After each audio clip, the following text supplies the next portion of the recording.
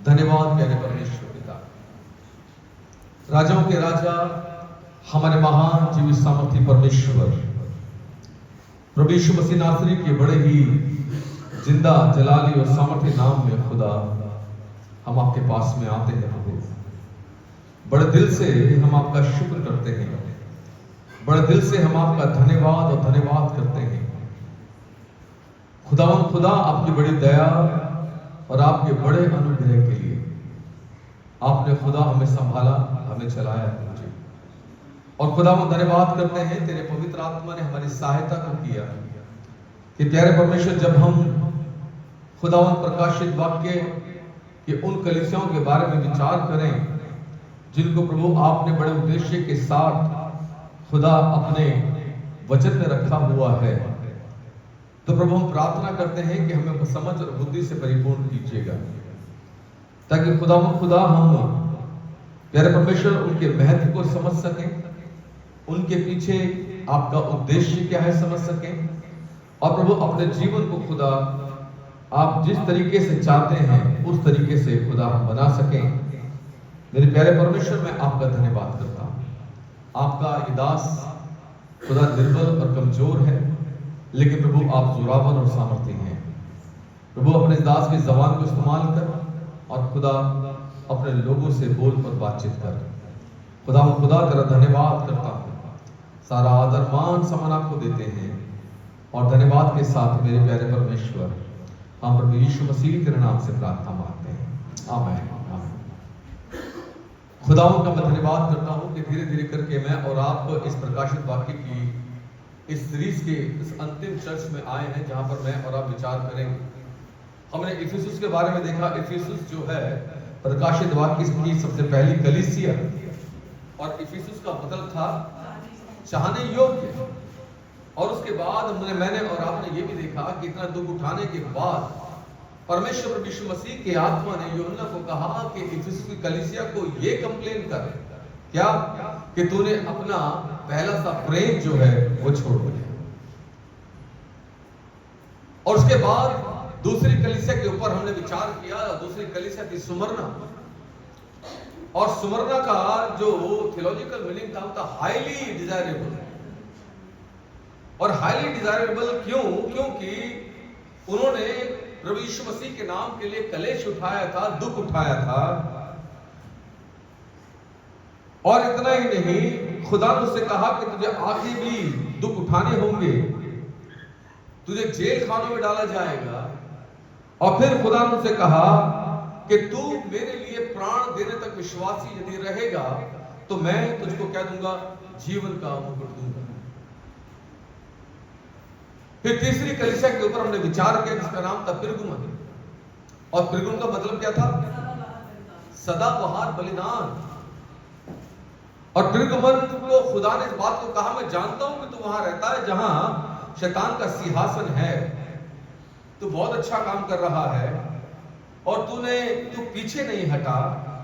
और उस समय भी जब मेरा विश्वास योग्य अंतिपास घात किया गया, तब भी तूने अपने विश्वास को जाने नहीं दिया। लेकिन तो भी मुझे तेरे विरुद्ध में एक बात को कहना है।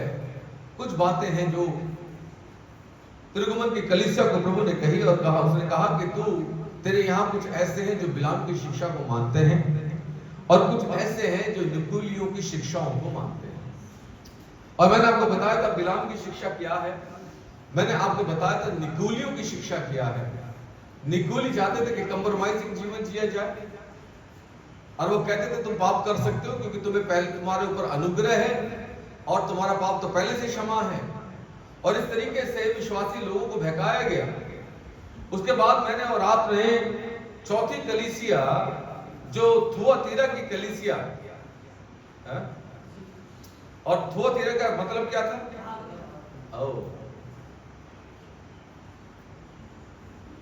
खुदा ने कहा मैं जानता हूं कि तेरे काम जो है पिछलों से बढ़कर काम है, लेकिन तो भी खुदा ने कहा तो उस स्त्री इजाबेल को तो अपने बीच में रहने देता है। और हमने इजाबेल के ऊपर चर्चा की थी, उसकी शिक्षा के ऊपर चर्चा की थी। इजाबेल कौन थी, हमने इसके ऊपर भी चर्चा की थी। और फिर हमने इस बात को देखा था कि थुआतीरा की कलीसिया के अंदर कुछ ऐसे लोग थे जो इजाबेल कि स्पिरिट के द्वारा जो है वो चलाए जा रहे थे। They were possessed। और आज भी कलीसियाओं के अंदर ऐसे लोग हैं जो पवित्र आत्मा से अधिक, सुनेगा, इजाबेल के आत्मा के द्वारा पोजेस्ड हैं। वो चाहते हैं ये भी करो और ये भी करो। वो कंप्रोमाइजिंग जीवन जीते हैं। और ना केवल इतना, वो दूसरे लोगों को भी, इजाबेल की स्पिरिट का एक जबरदस्त काम है और वो है चर्च को तोड़ना, कलीसिया को तोड़ना। और इसलिए बड़ा होशियार रहने की जरूरत है कि मैं और आप कौन सी आत्मा के द्वारा चलाए जा रहे हैं। खुदा ने शिकायत की और खुदा ने कहा जो जय पाएगा मैं उसे जाति जाति के लोगों पर अधिकार दूंगा। और फिर उसने कहा मैं उसे भोर का तारा दूंगा।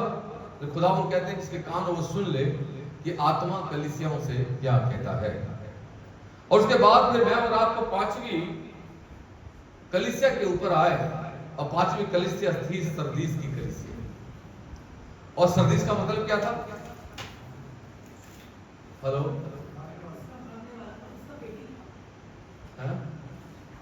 एक कलीसिया का नाम का मतलब था अल्टीट्यूड, ठीक है, ऊंचाई पर जो बसी हुई थी। और सरदीस की कलीसिया को खुदा ने कहा मैं जानता हूं तो जीवित तो कहलाता है बट लिख गया यू आर डेड, तुम मरा।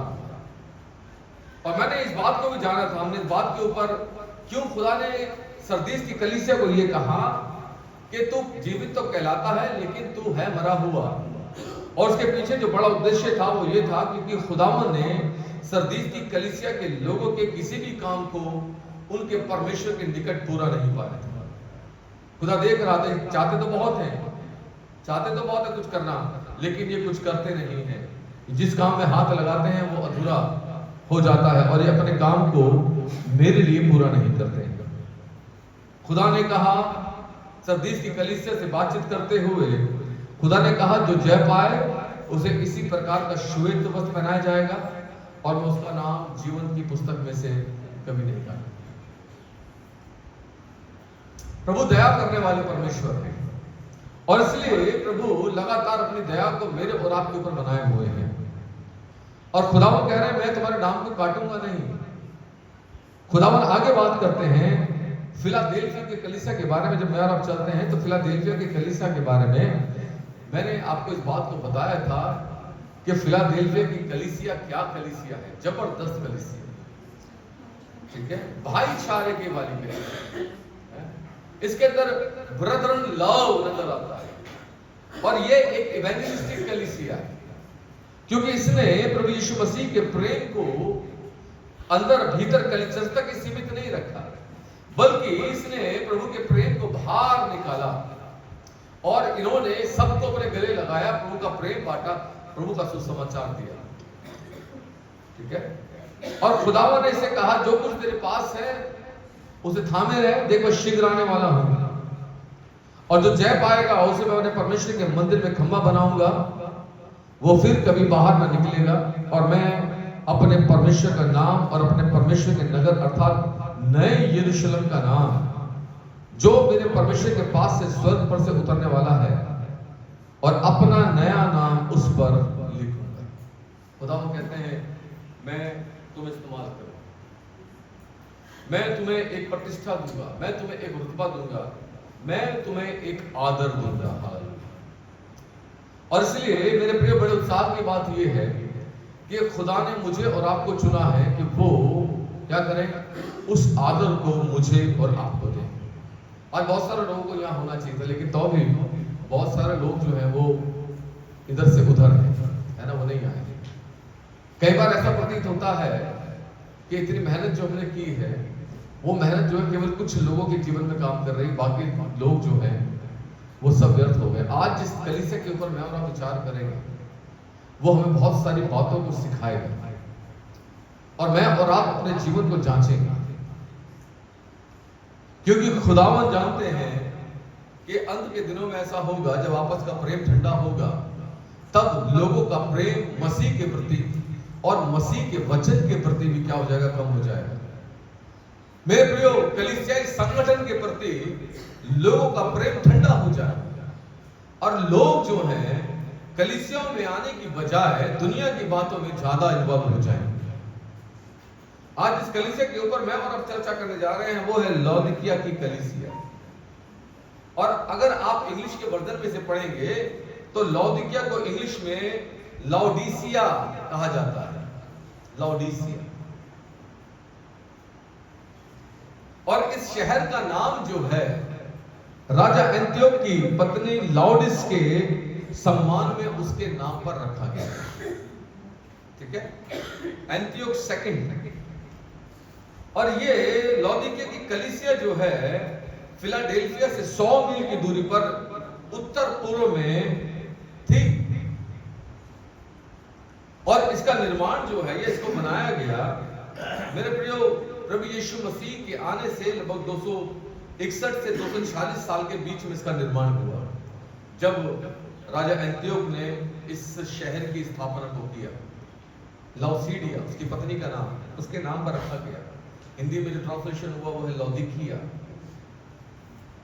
और मैं आपको बताऊं उस शहर के अंदर अधिकतर जो लोग थे वो सीरिया के लोग थे और बेबीलोन से लाए गए यहूदी जो गुलामी में थे उन्हें यहां लौदीकिया की शहर में बसाया गया।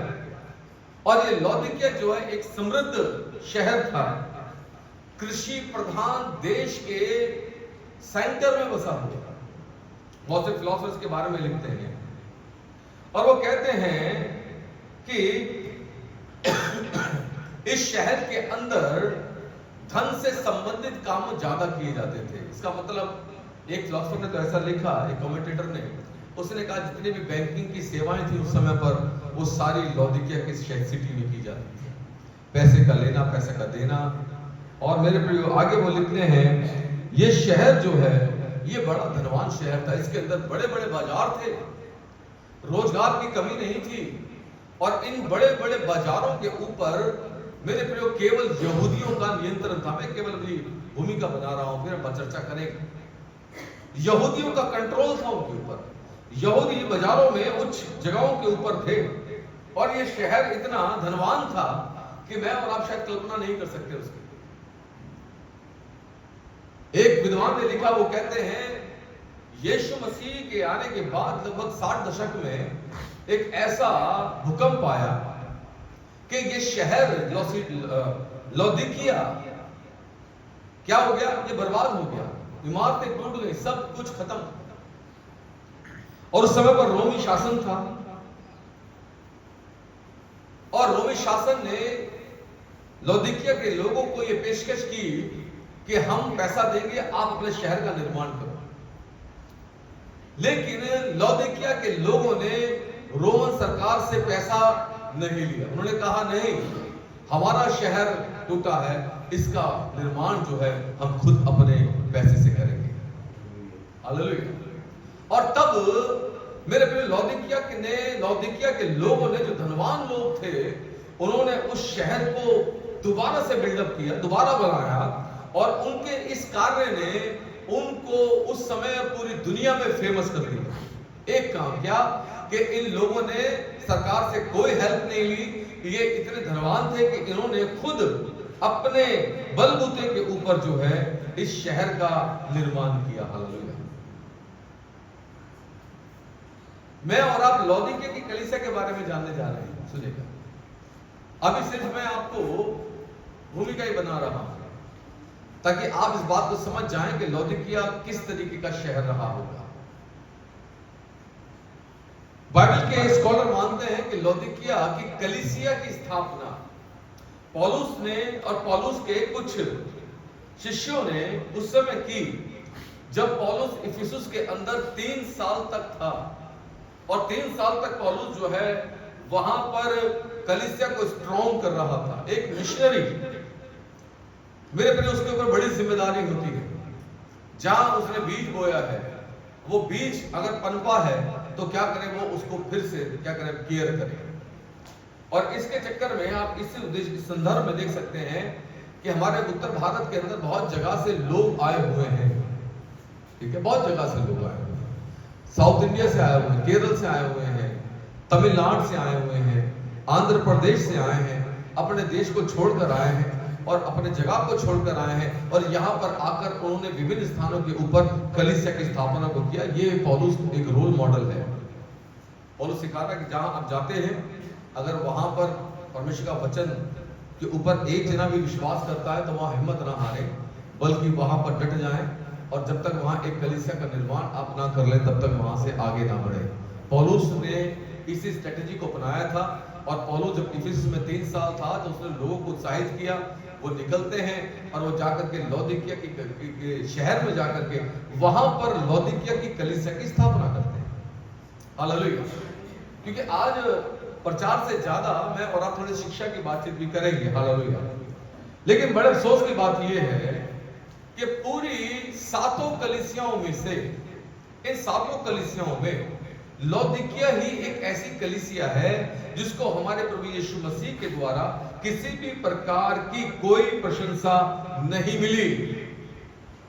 नहीं तो प्रभु ने सबको कहा, मैं तेरे कामों को जानता हूं, तू बहुत अच्छा है, लेकिन तुझसे शिकायत ये है, मैं तुझे जीवन का मुकुट दूंगा, मैं तेरा नाम लिखूंगा, मैं जीवन की पुस्तक से तेरे नाम को नहीं काटूंगा।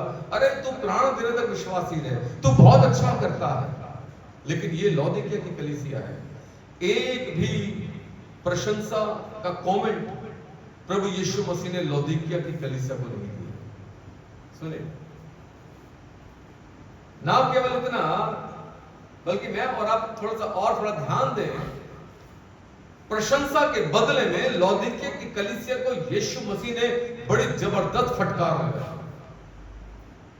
ये कुछ ऐसा है जैसे हम चाह रहे हमने इतना अच्छा काम किया है और हम चाहते हैं कि कोई हमें आके अप्रिशिएट करे, लेकिन वो अप्रिशिएट करने वाला आकर क्या कर रहा है, हमें और डांट लगा रहा है, भाई तुमने गलत काम किया। उससे क्या होता है, हौसला टूट जाता है।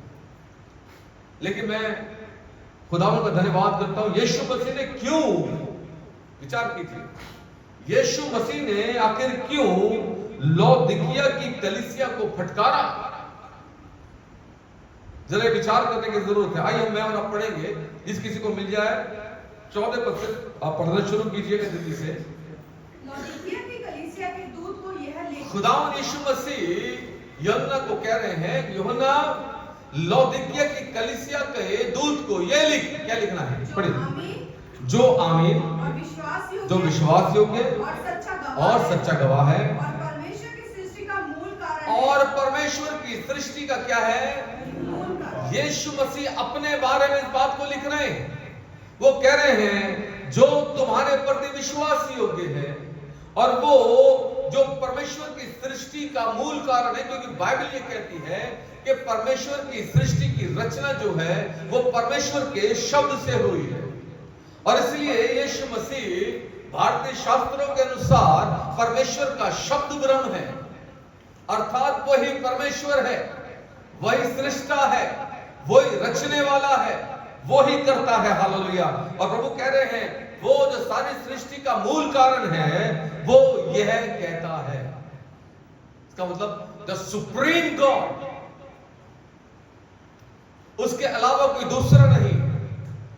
और वो लौदीकिया की कलीसिया को यह लिखवाता है। क्या लिखवाता, पढ़िए। हाँ जी। मैं तेरे कामों को जानता हूँ। वो कहता है मैं तेरे कामों को जानता हूँ कि तू ना तो ठंडा है, तू ना तो ठंडा है और ना कैसा, ना ठंडा है ना गर्म है। भला होता कि तू ठंडा या गर्म होता।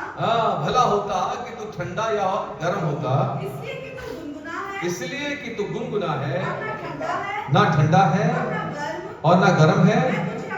मैं तुझे अपने मुंह से उगलने पर, इंग्लिश की बाइबल में लिखा हुआ है वोमिटिंग, क्या लिखा साहब, ये लिखा। चलिए कोई बात नहीं, मैं खुदा का धन्यवाद करता हूं। यीशु ने इनको फटकार लगाई। जानते हैं क्यों? ये धनवान थे और आत्मनिर्भर थे, किसी के ऊपर डिपेंड नहीं थे। इन लोगों ने आर्थिक सफलता को धन से मापा। जीवन के अंदर इंसान कैसे सक्सेसफुल हो सकता है, इन्होंने इस बात को केवल धन से नापने की कोशिश की। आज दुनिया के अंदर एक सफल आदमी को नापने का जो स्टैंडर्ड है वो यही है, क्या उसके पास कितना धन है, उसका बिजनेस कैसा चलता है, अरे उसका स्टेटस क्या है। ठीक है, कितने मकान का मालिक है, ठीक है। हम ऐसे लोगों को कहते हैं ये दुनिया के अंदर क्या है, सक्सेस लोग हैं। यही हाल लौदीकिया की कलीसिया का है। लौदीकिया की कलीसिया के पास पैसा है, धन है, वो आत्मनिर्भर है, उनके बिजनेस है, जो चाहते हैं उसको पूरा कर लेते हैं। और इसलिए ये धन जो उनके पास है मेरे प्रियो, वो कहते हैं ये धन जो है सफलता का माप है। वो उन्होंने ऐसा कहें अपने जीवन पर प्रभु यीशु मसीह के वचन और विश्वास और प्रभु से प्रेम को हटा करके धन को अपने जीवन की सर्वोच्चता के ऊपर रखा।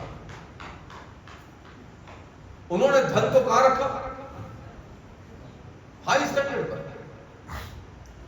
और जब उन्होंने धन को सर्वोच्चता के ऊपर रखा तो मेरे प्रियो थियोलॉजिकल टर्म में धन का लालच जो है उसको मूर्ति पूजा के समान बताया गया है, ठीक है। परमेश्वर के वचन में लिखा है, क्या लिखा है, धन जो है वो मूर्ति पूजा के बराबर है। इसलिए परमेश्वर की दृष्टि में ये लौदीकिया की कलीसिया जो एक धनवान कलीसिया है, ये कुछ ऐसा है जैसे कि वो प्रभु को जानने के बावजूद भी क्या कर रही है, वो मूर्ति पूजा कर रही है। और परमेश्वर का वचन क्या कहता है, परमेश्वर का वचन लिखा है मेरे सुनिए, परमेश्वर का वचन मुझे और आपको बताएगा। जब मैं और आप सुनेगा लौदीकिया के लोग मूर्ति पूजा करने लगे, धन के पीछे लगे, तो मेरे प्रियो उनका धन जो है उनको विलासिता की ओर खींचने लगा। जानते हैं परमेश्वर की आवश्यकता कब होती है, जब हम अपने आप को निर्बल अनुभव करते हैं। हमें परमेश्वर की आवश्यकता तब होती है जब हम टूटे हुए होते हैं। हमें परमेश्वर की जरूरत जब होती है जब हम चाहते हैं कुछ करना लेकिन हमसे बन नहीं पड़ता है। और जब हम अपने जीवन के अंदर सुनिएगा कठिनाई को भोगते हैं, धन की कमी को भोगते हैं, तब हम मेहनत करने के साथ साथ अपने परमेश्वर से प्यार करते हैं। याद रखिएगा, हम प्रभु को पुकारने लगते हैं, लेकिन जब हमारे पास धन होता है तब क्या होता है, तब हम जो चाहते हैं वो करते हैं, ठीक है। हम जो चाहते हैं वो खरीदते हैं। और इसलिए यीशु मसीह ने इस बात को क्लेम किया। यीशु ने कहा कि तुम धन और परमेश्वर दोनों की सेवा नहीं कर सकते, तुम्हें एक को चुनना पड़ेगा, या मुझे चुन लो या फिर धन को चुन लो। लेकिन याद रखिए प्रभु ने यह भी कहा, धनवानों ऊंट का सुई के नाके में से निकल जाना सहज है, लेकिन धनवान का परमेश्वर के राज्य में प्रवेश करना कितना कठिन है। इस अधिक धन ने मेरे प्रियो लौदीकिया के लोगों को विलासिता की ओर धकेल दिया। हालेलुया। उनका देखने का नजरिया बदल गया। वो सोचने लगे कि सच्ची सफलता केवल धन में है। और मेरे प्रियो इसलिए प्रभु यीशु मसीह ने जब इस कथन को कहा तो मेरे प्रियो प्रभु यीशु मसीह ने कलीसिया के अंदर आत्मिक उजाड़ता को उजागर कर दिया, बता दिया, ठीक है। क्योंकि लौदीकिया के लोग जो हैं, जो धनवान लोग थे, उनका नजरिया परमेश्वर के वचन से हट गया और वो इस बात को भूल गए थे कि सच्ची सफलता और सच्ची उन्नति जो है वो प्रभु के साथ मेरे प्रियो हमारी ईमानदारी, हमारी वफादारी, हमारी आज्ञाकारिता और प्रभु के साथ प्रेम में है। हालेलुया। अगर आप मरकुस 8 अध्याय 36 पद में जाएंगे ना, तो वहां पर प्रभु यीशु मसीह ने बड़ी जबरदस्त बात को कहा। यीशु ने कहा, यदि मनुष्य सारे जगत को प्राप्त करे और अपने प्राण की हानि उठाए तो उसे क्या लाभ होगा। हालेलुया। लौदीकिया के लोग धन तो ले रहे थे, लेकिन वो धीरे धीरे करके विलासिता की ओर जाते हुए अपने प्राणों को वो बचा नहीं पा रहे थे, वो खो रहे थे। हालेलुया। और प्रभु यही तो उनसे कह रहे थे, मेरे प्रिय प्रभु उनसे यही तो कह रहे थे अगर मैं और आप अब पढ़े 15 पद को पढ़े तो वहां पे ऐसा लिखा है, प्रभु कहते हैं मैं तेरे कामों को जानता हूं, आई नो योर डीड्स, मैं तेरे कामों को जानता हूं। और प्रभु क्या कह रहे हैं, पढ़िए, तू ना तो ठंडा है, सुनिए 4 बातें इस पद में हैं, 4 बातें। पहली चीज प्रभु क्या कहते हैं, मैं तेरे कामों को जानता हूं। दूसरा क्या है, कि तू ना तो ठंडा है तू ना तो ठंडा है और ना गर्म, ना तो गर्म है। तीसरी बात, होगा कि तू ठंडा या गर्म होता आगे आगे पढ़ो। तीसरी बात, इसलिए कि तू गुनगुना है, तीसरी बात क्या है, तू गुनगुना है। चौथी बात, और ना ठंडा है हाँ। और ना गर्म, हाँ। मैं तुझे अपने मुंह में से उगलने पर ये है चौथी बात। हालेलुया। पहली बात क्या है, मैं तेरे कामों को जानता हूं। दूसरी बात क्या है, ना तू ठंडा है और ना तू गर्म है। तीसरी बात क्या है, तू गुनगुना है। और चौथी बात क्या है, मुंह में से उगलने पर। हालेलुया। सुनिएगा, मैं खुदावंद को बड़ा धन्यवाद करता हूं।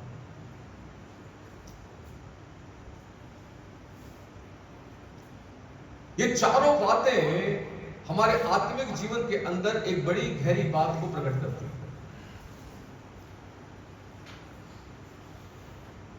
गर्म, ना तो ठंडा है ना गर्म है। और गर्म जहां शब्द आया है, गर्म वाटर ऐसे हम लगा लें तो मेरे प्रियो ये प्रभु के साथ हमारे गूढ़ और गहरे रिश्ते को रिप्रेजेंट करता है। ठीक है, ये प्रकट करता है कि हमारा संबंध प्रभु के साथ कितना घनिष्ठ है और उसके काम को करने के लिए हमें कितना जोश है। इतना नहीं, हमें कितना उत्साह है। और इसलिए प्रभु का वचन कहता है कि हम गर्म बन जाएं, गर्म बन जाएं अपने प्रभु के साथ काम करने के लिए, उसके सहभागी होकर के। हम गर्म बन जाएं अपने रिश्तों में प्रभु के साथ, हम गर्म हो जाएं अपने संबंध को प्रभु के साथ दृढ़ता से जोड़ने के लिए। हालेलुया, क्योंकि मैं और आप दुल्हन है प्रभु की। हालेलुया। प्रभु चाहते हैं कि मैं और आप उदासीनता का माहौल ना रखें, बल्कि मैं और आप अपने परमेश्वर को अपने जीवन के अंदर सर्वोच्चता पे रखें, उसकी आज्ञा का सम्मान करते हुए। हालेलुया। और अगर मैं और आप उसकी आज्ञा का सम्मान नहीं करते हैं, हम अपने मन की इच्छाओं पर चल रहे हैं, तो मैं कहूंगा फिर हम कहीं ना कहीं लौदीकिया की कलीसिया के अंदर पाए जाते हैं। ठीक है। दूसरी चीज, बात जो प्रभु ने कही, तू ना तो ठंडा है, तू ठंडा भी नहीं है। और ठंडा, अगर मैं आपको थोड़ा सा और बताऊं, हालेलुया,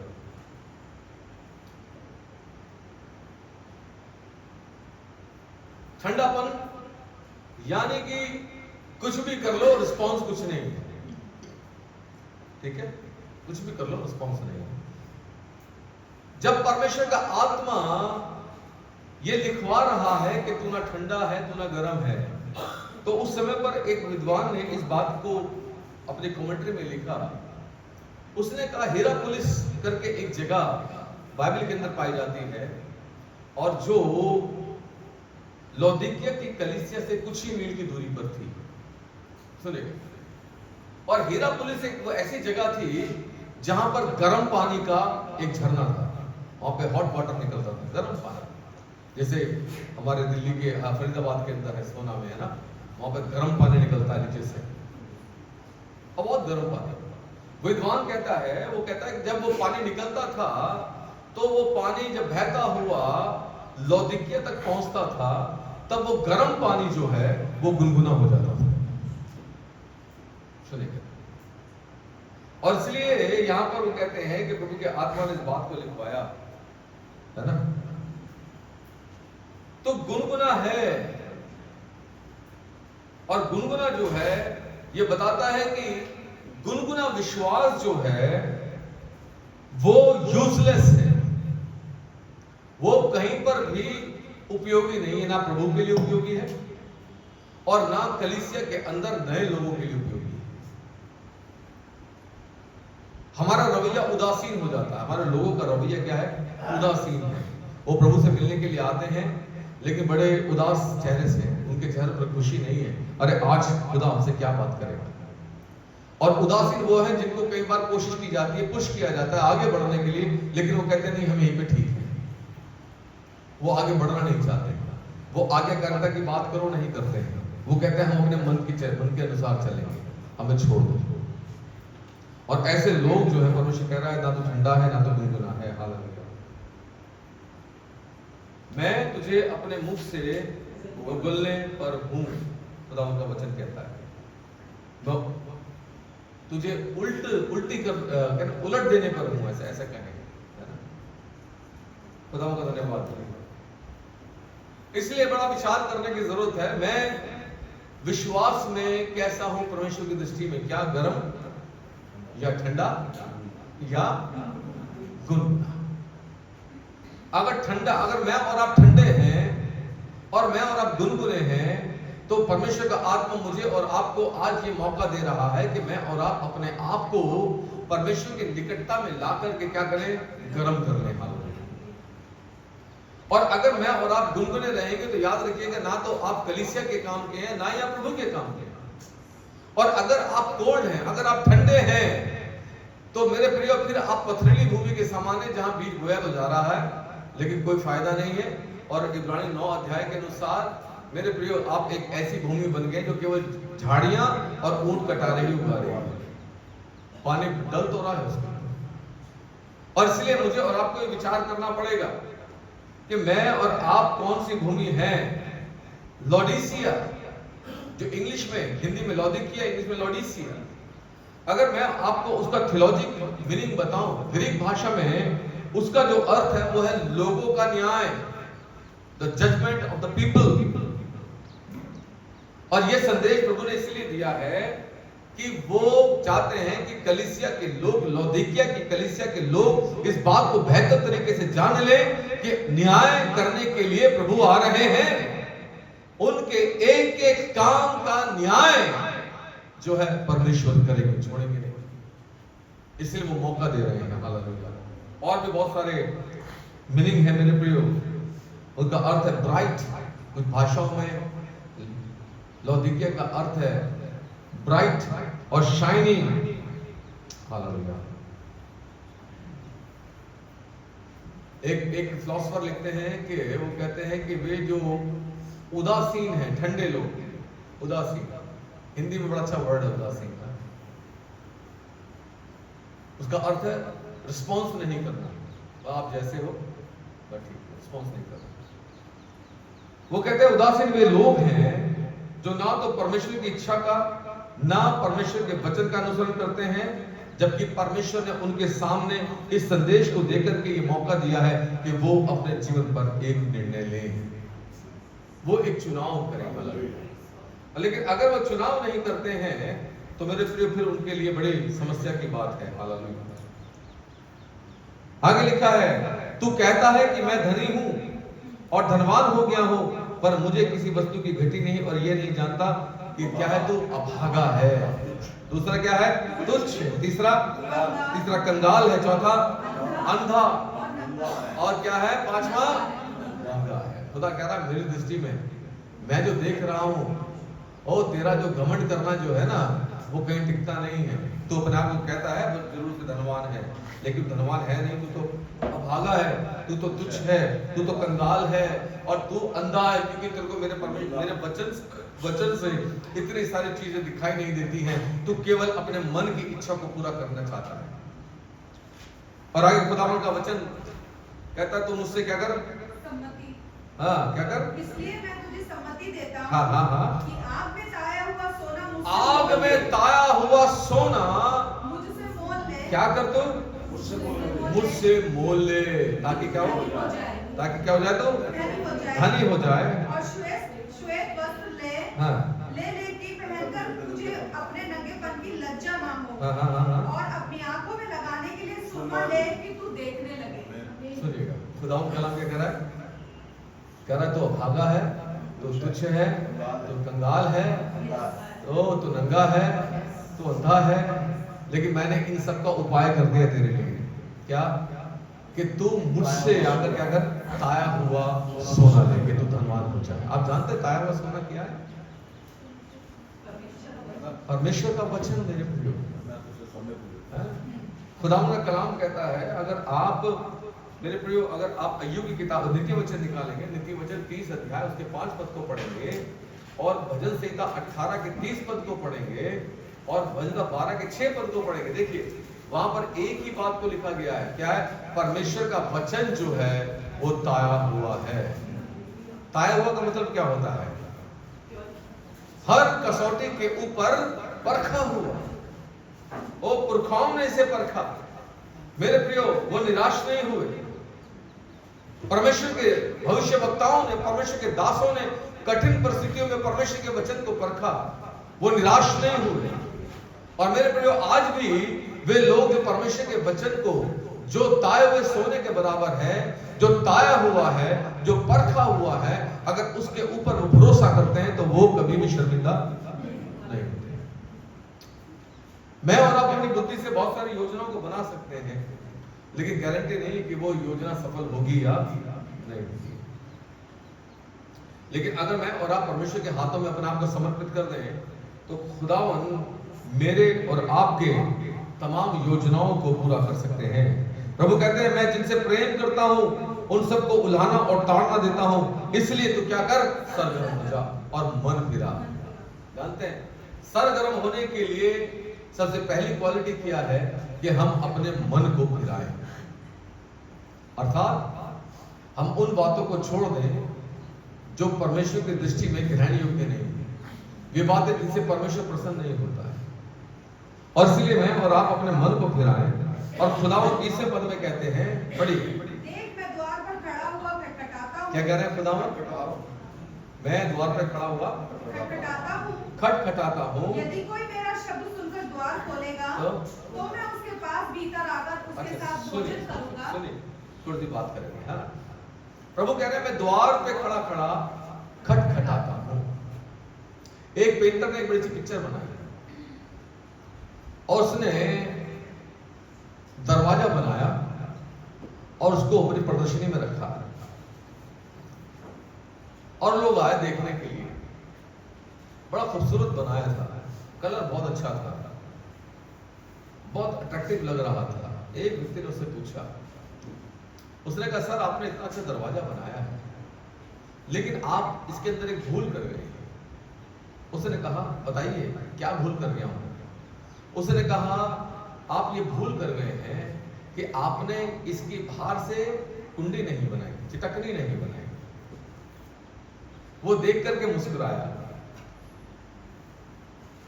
वो कलाकार जो है मुस्कुराता है, उसकी तरफ देखता है, वो कहता, सर मैंने चिटकनी लगाई तो है लेकिन बाहर की तरफ नहीं लगाई। मैंने चिटकनी जो लगाई है वो घर के मालिक के लिए लगाई है, अंदर से, कि उसको ही अधिकार है कि वो अंदर से दरवाजा खोले या अंदर से दरवाजा क्या करे, बंद कर। और इस बात को सुनने के बाद वो व्यक्ति मुस्कुराया और वहां से चला गया। लेकिन इसका एक अर्थ है मेरे प्रिय। जब प्रभु कहते हैं मैं द्वार पे खड़ा हुआ खटखटाता हूं, तो इसका एक अर्थ है, क्यों प्रभु द्वार पे खड़ा हुआ खटखटाता है? वो सीधा भीतर क्यों नहीं आ जाता? जानते क्यों? क्योंकि कुंडी जो है वो बाहर से नहीं लगी हुई, वो कहां से लगी हुई है? अंदर से लगी हुई है। इसलिए प्रभु ने कहा, मैं द्वार पर खड़ा हुआ खटखटाता हूं और मेरा शब्द सुनकर जो कोई द्वार खोलेगा, क्या होगा फिर में? इसका मतलब क्या है? ये तो इसका आध्यात्मिक अर्थ क्या है? मैं द्वार में खड़ा हुआ खटखटाता हूं, जो कोई मेरा शब्द सुनेगा और द्वार को खोलेगा तो क्या करूंगा मैं? जानते हैं इसका अर्थ ये है, खुदावन व्यक्तिगत रूप में प्रत्येक व्यक्ति के साथ अपने संबंध को गहरा करने के लिए इच्छुक है। सुनिए, लेकिन ये मेरे और आपके ऊपर डिपेंड करता है। प्रभु चाहते हैं व्यक्तिगत रूप से वो हमारे साथ अपने रिलेशनशिप को क्या करें, और दृढ़ करें और गहरा करें। लेकिन अफसोस की बात यह है कि हम उसकी आवाज को सुनते हैं, हम प्रत्येक रविवार परमेश्वर की आवाज को सुनते हैं, उसके वचन को सुनते हैं, लेकिन फिर भी कई बार अपने दिल को हम खोलते नहीं हैं, हम अपने दिल को बंद का बंद रखते हैं। ये कहते हैं अरे पादरी का काम है चिल्लाना, इसका काम है कहना, अरे हम वही करेंगे जो हमारा दिल करेगा। और इसलिए प्रभु खटखटाते हैं। अब जब दरवाजा नहीं खुलता फिर क्या होता है? अगर आप अपने किसी प्रियजन के लिए अपने घर का दरवाजा नहीं खोलेंगे तो क्या होगा?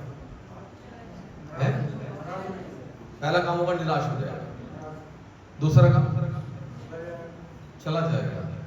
जानते हैं न जाने कितने ऐसे मौके हमारे जीवन में आए हैं जब खुदा ने खटखटाया, हमने खोला नहीं और वो निराश होकर क्या हो गया? वो चला गया। तो सोचिएगा, विचार कीजिएगा। खुदा वो कहते हैं मैं तेरे दिल के द्वार के ऊपर खड़ा हुआ खटखटाता। हम जो तस्वीरें देखते ना, दरवाजे पे खड़ा हुआ यीशु मसीह खटखटा रहा है, वो तस्वीर का मतलब नहीं है। असली अर्थ यह है कि खुदा मेरे साथ में व्यक्तिगत रूप से बैठना चाहता है। लेकिन हम कितना समय बैठते हैं प्रभु के साथ? सोचिएगा, बाइबल कहती है जैसे लोहा लोहे को चमका देता है, वैसे ही मनुष्य का मुख भी उसके मित्र की संगति से क्या होता है? वो चमकदार हो जाता है। Hallelujah, praise the Lord. खुदावंद प्रभु कहते हैं मैं तेरे दिल के द्वार के ऊपर खटखटाता हूं।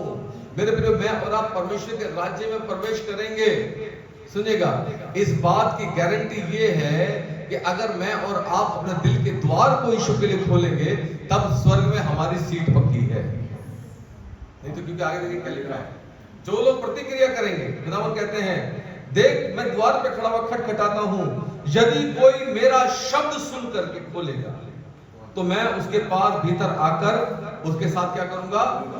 भोजन करूंगा और वो मेरे साथ भोजन करेगा और जो जय पाएगा,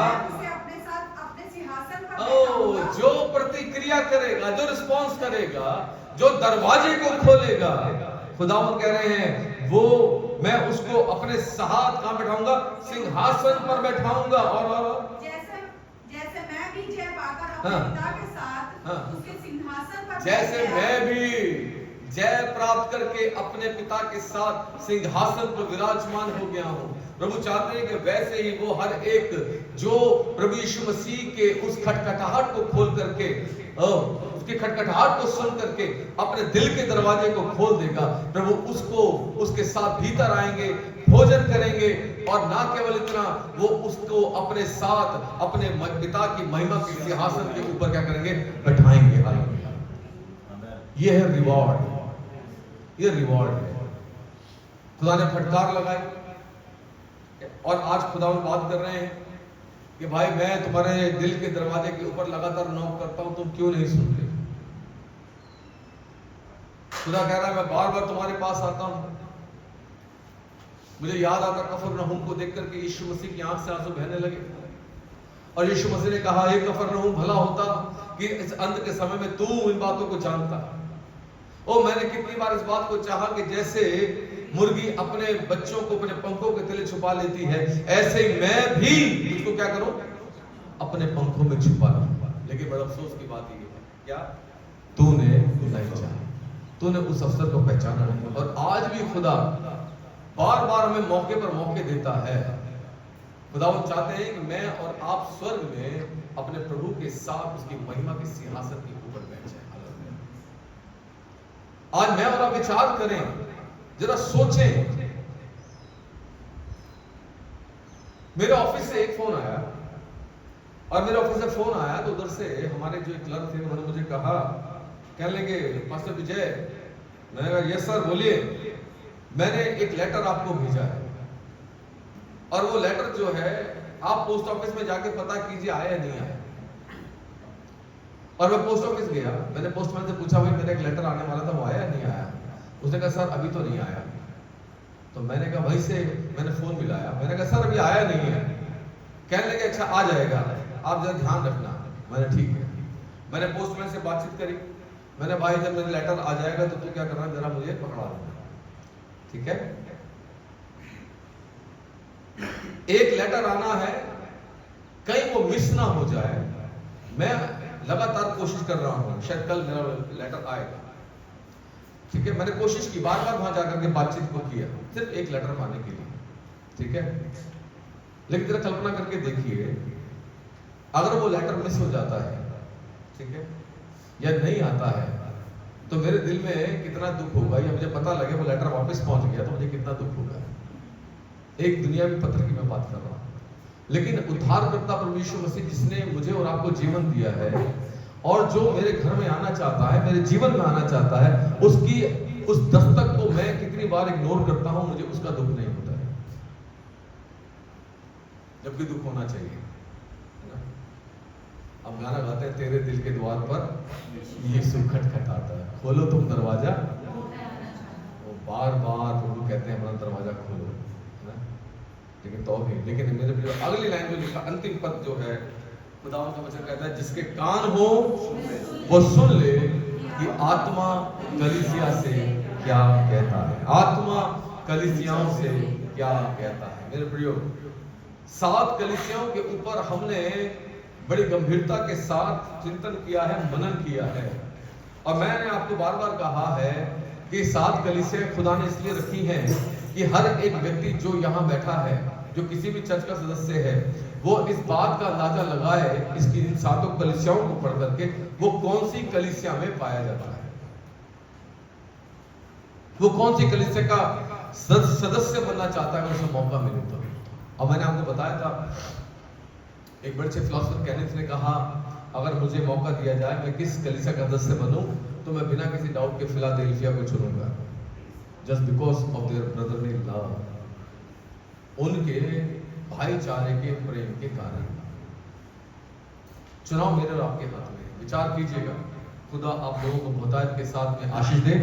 गॉड ब्लेस यू। आइए हम अपने स्थानों पे खड़े हो जाएंगे। हालेलुया। धन्यवाद, धन्यवाद।